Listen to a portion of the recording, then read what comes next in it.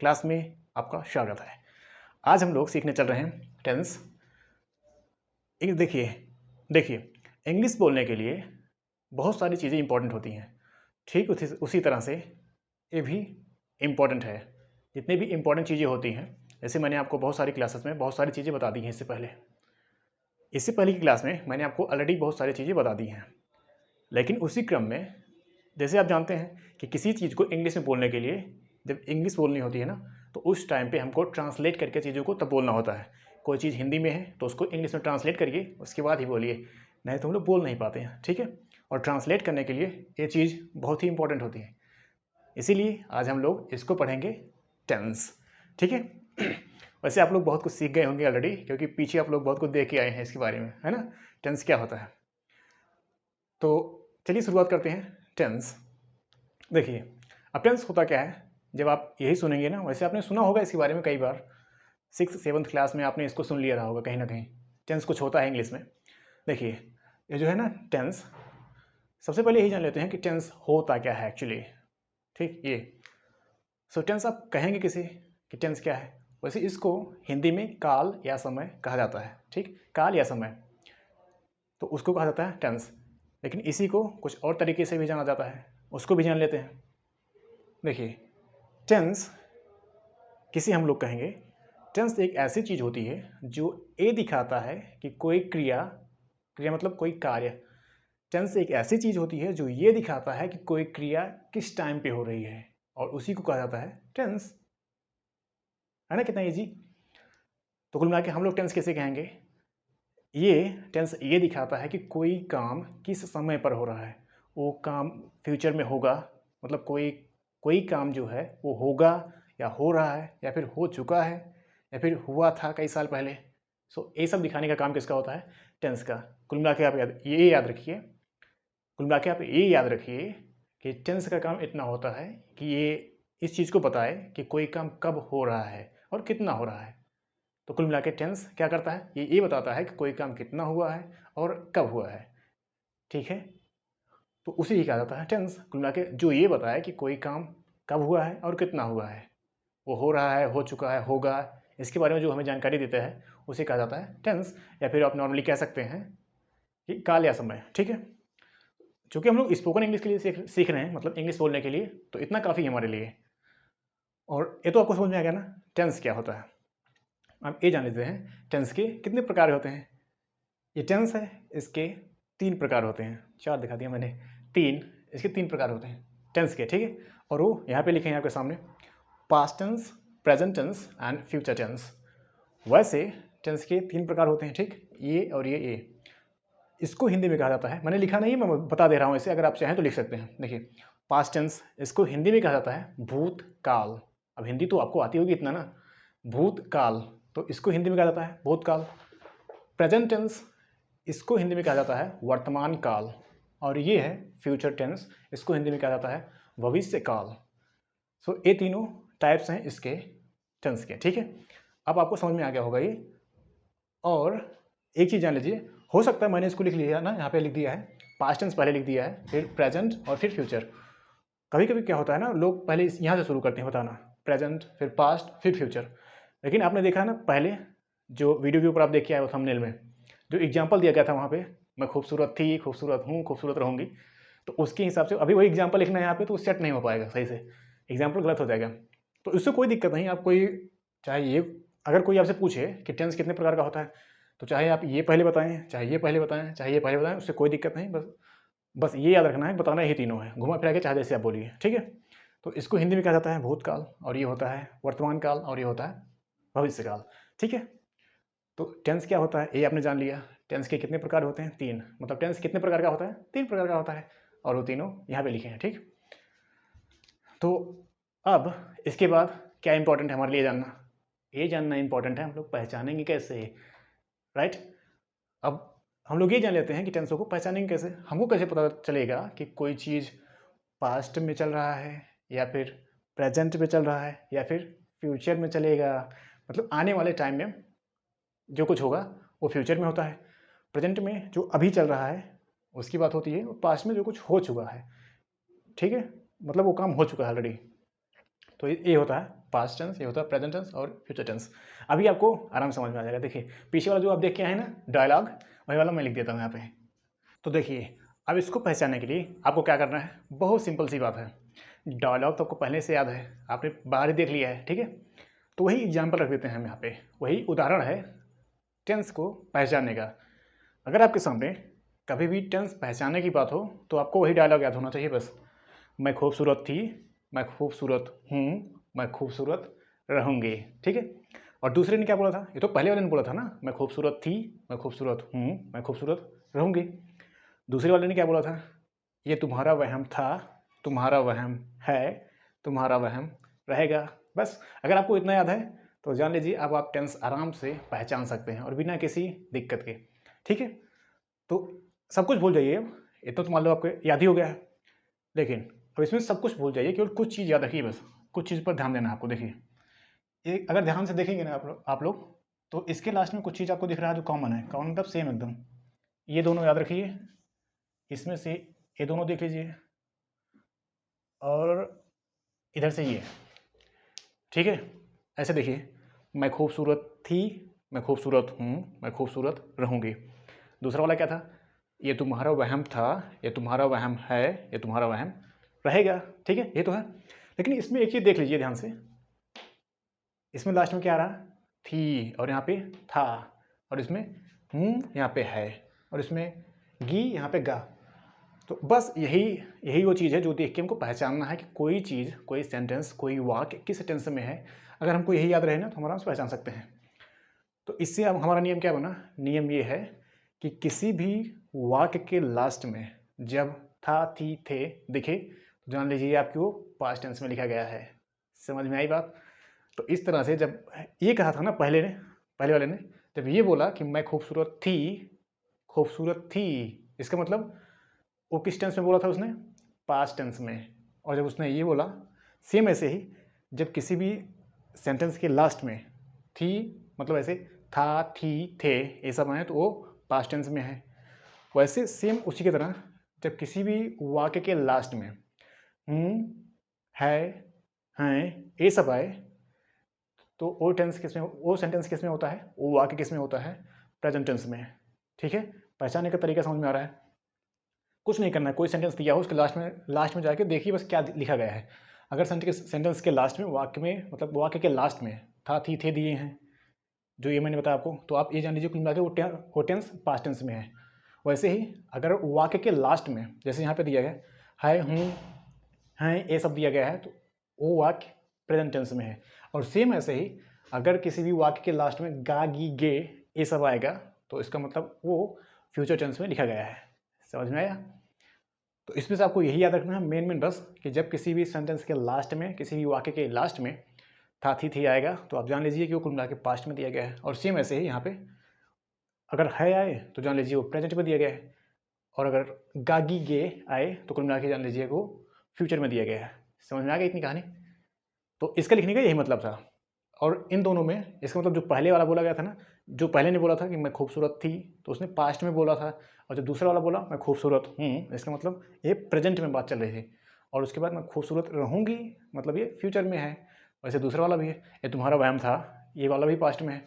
ये तुम्हारा वहम है, अभी की बात चल रही है इसलिए प्रेजेंट में है। तुम्हारा वहम रहेगा, ये क्या है, फ्यूचर। क्योंकि वही तो है, किसी भी वाक्य के लास्ट में जब था, थी, थे आता है तो पास्ट में होता है, और वही इन लोगों ने बोला भी था, ठीक है। तो ऐसे आप सेट कर सकते हैं इसको। तो ये रही कहानी इसकी। और अब मैं उम्मीद करता हूँ कि आप लोग बहुत आसानी से ये पहचान सकते हैं कि टेंस, कोई भी टेंस आपको दिया जाए तो आप आसानी से पहचान सकते हैं उसको, ठीक है। तो ये रहे इसको पहचानने के तरीके। अब हम लोग कुछ और इम्पोर्टेंट चीज़ें जान लेते हैं, कुछ महत्वपूर्ण चीज़ जान लेते हैं जो हमें ट्रांसलेशन में काम देगा आगे, ठीक है। अब इसमें ये तो हो गया इतना। एक चीज़ और जान लीजिए, ये जो टेंसेज है ना, पहले ये जान लिया आपने कि टेंस क्या होता है। टेंस के 3 प्रकार होते हैं, past tense, present tense, future tense. Past tense को हिंदी में कहा जाता है भूतकाल, प्रेजेंट टेंस को वर्तमान काल हिंदी में कहा जाता है, और फ्यूचर टेंस को भविष्यकाल कहा जाता है, ठीक। तो ये हो गया, ये तो टेंस के 3 प्रकार हो गए। अब इसमें से एक टेंस जो है ना उसके भी 4 प्रकार होते हैं, और वो वाला आगे हम लोग पढ़ेंगे, ठीक है। लेकिन उससे पहले कुछ चीज़ और जान लेते हैं। देखिए, तो इतना मैंने आपको बता दिया। अब इसके सिवाय कुछ चीज़ों की और ज़रूरत पड़ेगी हमें ट्रांसलेट करते समय, मतलब हिंदी के वाक्य को इंग्लिश में ट्रांसलेट करते समय, क्योंकि जब बोलना तो हमको इंग्लिश ही कुल मिला के, तो उसके लिए ट्रांसलेट करना इंपॉर्टेंट है। और वो कैसे आएगा, उसके लिए कुछ इंपॉर्टेंट चीज़ें और जानना जरूरी है। देखिए, एक है पर्सन, और उसे कहा जाता है first person, second person, third person. लिख ही देता हूँ मैं यहाँ पे। देखिए, पर्सन तो ये first person, PERSON, first person, और ये है सेकेंड पर्सन, और ये थर्ड, और ये हो गया थर्ड पर्सन, फर्स्ट पर्सन। बस इसको याद रख लेना आप लोग, बस इसको आपको याद रखना है बस। देखिए, फर्स्ट पर्सन में I, we, second person you, third person में he, she, it, they plus name. इतना याद रखना बस आप लोग केवल। फर्स्ट पर अगर पूछा जाए आपसे फर्स्ट पर्सन में कौन कौन आता है, तो आई और वी, सेकेंड पर्सन में यू, थर्ड पर्सन में ही, शी, इट, दे, या फिर कोई नाम होगा, किसी का नाम दिया होगा, जैसे राधा, और जैसे राधा हो सकता है, और सुजाता, सुनैना, और गीता, सीता, इस तरह का कोई भी नाम हो। तो लड़का भी हो सकता है, लड़की, मतलब किसी का नाम दिया, या तो ही दिया हो, या तो शी हो, या तो इट हो, दे हो, या तो किसी का नाम दिया होगा। ठीक है, तो वो सब होते हैं किसमें, थर्ड पर्सन में। समझ में आया? ये सब अलग अलग है, वैसे ए इसको प्लस नहीं करते हैं, ऐसे ऐसे बस। तो ठीक है, ये हो गया इतना। इतना आपको ये याद रखना है। एक चीज़ और जान लीजिए, इसमें जो होता है ना, एक होता सिंगुलर, एक होता प्लूरल। ऐसे सुन लीजिए क्या लिखना। सिंगुलर मतलब एक वचन, कोई चीज़ जो एक होता है उसी कहा जाता है सिंगुलर, और उसी को हिंदी में कहा जाता है एक वचन। समझ में आ रहा है ना? एक होता है सिंगुलर और एक होता है प्लूरल। जो प्लूरल होता है, लिखिए नहीं तो कंफ्यूज हो जाएंगे आप लोग। वैसे आप में से बहुत सारे लोगों को ये पता होगा कि कितना कठिन नहीं है। Singular, plural. देखिए, इसमें कोई एक चीज़ और इसमें एक से ज़्यादा, जब कोई एक चीज़ हो कहीं पे तो उसको सिंगुलर कहा जाता है, और हिंदी में उसको एक वचन कहा जाता है। और एक से ज़्यादा होगा अगर कुल मिला के, तो वो क्या होगा, प्लूरल होगा, फिर बहुवचन उसको कहा जाता है हिंदी में। इसको हिंदी में एक वचन कहा जाता है, इसको बहुवचन कहा जाता है। समझ में आ गई बात? तो कुल मिला के जब कोई चीज़ एक होगा तो वो किस में आएगा, सिंगुलर में, और जब एक से ज़्यादा हो कोई चीज़ तो वो किस में आएगा, प्लूरल में। वही लिखा है यहाँ पे, एक प्लस को मतलब एक से अधिक होगा तो वो होगा ये, और सिंगुलर मतलब एक चीज़, कोई चीज़। एक कुर्सी मतलब सिंगुलर में है, और बहुत सारी कुर्सियाँ मतलब ये प्लूरल है। ठीक है, एक मार्कर ये सिंगुलर है, बहुत सारे मार्कर वो क्या होंगे, प्लूरल होंगे। वैसे एक बोर्ड तो एक ही है, एक घड़ी तो एक ही है, और 4-5 घड़ियाँ होंगी तो प्लूरल में आएंगी। ठीक है, इतनी चीज़ें आपको याद रहनी चाहिए। और इसके बाद अब हम लोग बात करेंगे टाइप्स ऑफ टेंसेस, मतलब इनके प्रकार। मैंने आपको पहले बता दिए ऑलरेडी, इनके 3 प्रकार हैं, मतलब ये 3 प्रकार का होता है इधर से, और अब इसमें से एक जो होगा वो 4-4 प्रकार का होगा। तो अब हम लोग उसको जान लेंगे। ठीक है, इसके आगे तो उसको हम लोग इसके आगे वाली वीडियो में जानेंगे, लेकिन उससे पहले थोड़ा और इम्पोर्टेंट चीज़ सुन लीजिए। तो यहाँ तक आज कुल मिला के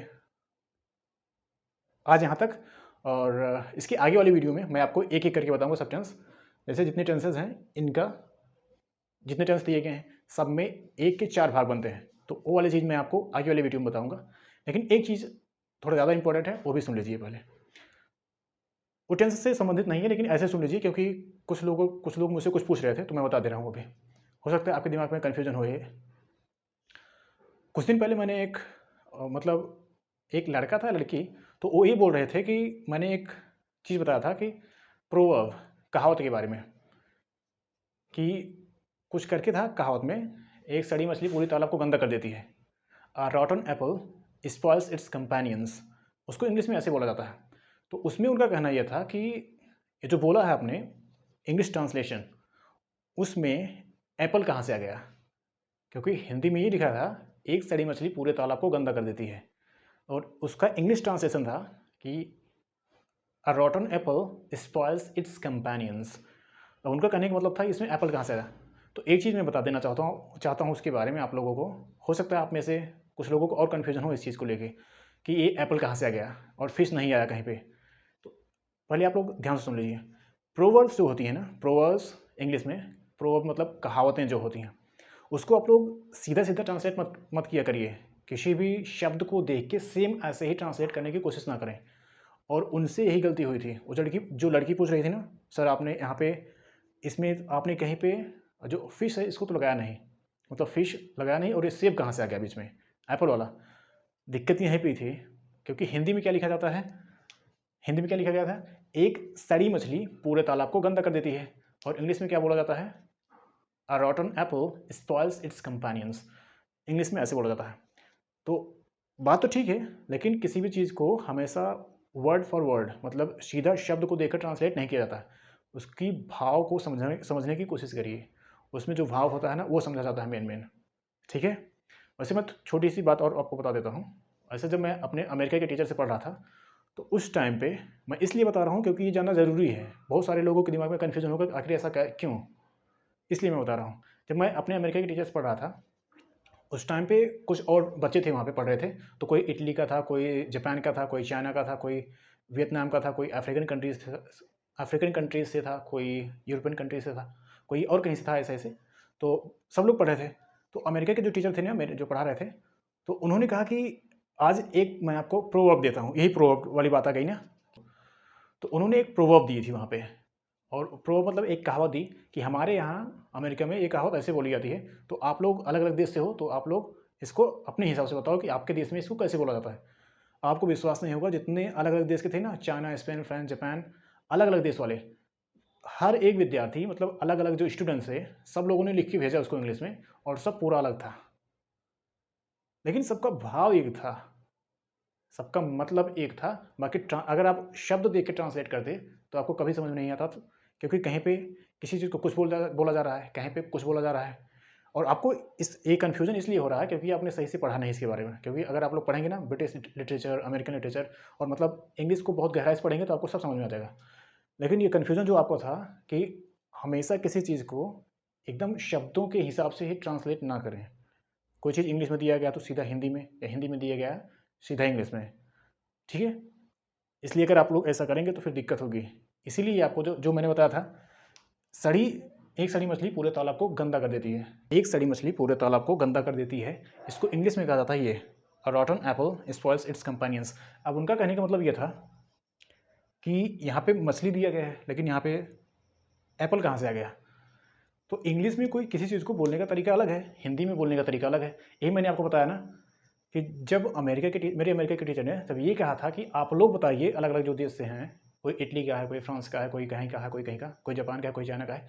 तो आप लोग बताइए कि किसी उन्होंने एक प्रोवर्ब दी थी, एक कहावत दी थी कि इसको आप लोग अपने देश में कैसे बोलते हो।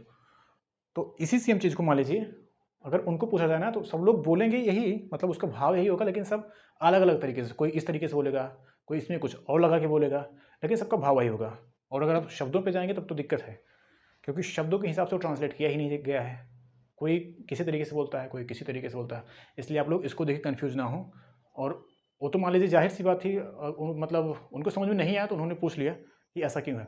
लेकिन हो सकता है अभी अभी आप लोग जाके देखें वो सब वीडियो, तो आपको भी कन्फ्यूज़ हो सकते हैं, या आपको भी लगता हो कभी कभी ऐसा होता है। तो इससे थोड़ा बच के रहें, ठीक है।